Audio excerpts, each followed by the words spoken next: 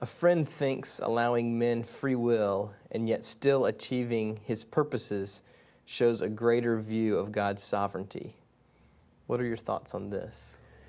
Let me define the term first, and then I'll respond. I'm going to assume that by free will he means something really controversial, not something obvious.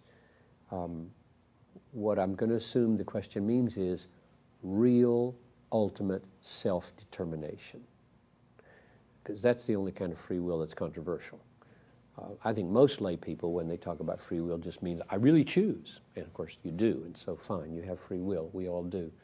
But those who are theologically writing about this and thinking about what they mean is that I, John Piper, am able ultimately and decisively to determine my own will, and God cannot and does not, when I choose that he won't. So I have that kind of autonomy in the universe. I don't think that exists anywhere. There's not one verse in the Bible that says we have such a thing, and that people, they start grasping for verses about, well, whosoever will, let him come. Well, of course, whosoever will, let him come. But why does one will and not another, is the question.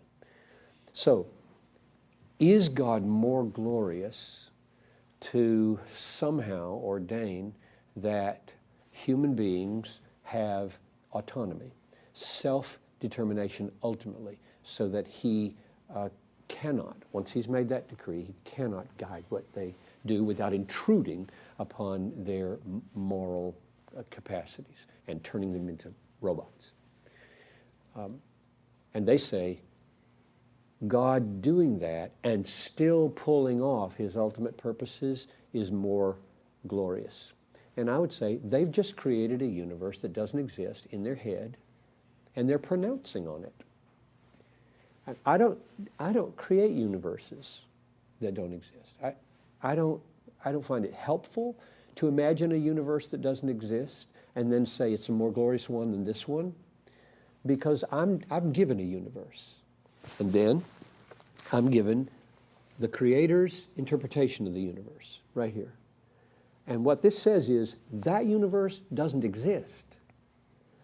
So you can speculate about it all you want, but it doesn't. Now I'm going to go further than that and say the universe in which God gave all people that kind of autonomy and self-determination, that universe isn't superior because God would have made it if it were superior. If you say, but you're going in a circle here, aren't you? Saying it doesn't exist, and therefore you don't believe it, and saying, if it were better, it would exist. No, because I'm just basing my understanding of this universe on this book. This book says we don't have that kind of autonomy. Romans 9:16 and 17. It is not of man who wills or runs, but of God who has mercy. Our willing and our running are not decisive. Work out your own salvation with fear and trembling, for God is the one who is at work in you, both to will and to work for his good pleasure. Verse after verse in the Bible teaches that my willing, which is real, responsible, accountable, is not decisively and ultimately my own creation. It is God's decisive governing. My willing is real, my willing is responsible, and God has the amazing, this is what's glorious. So if you ask me, what's the most glorious universe?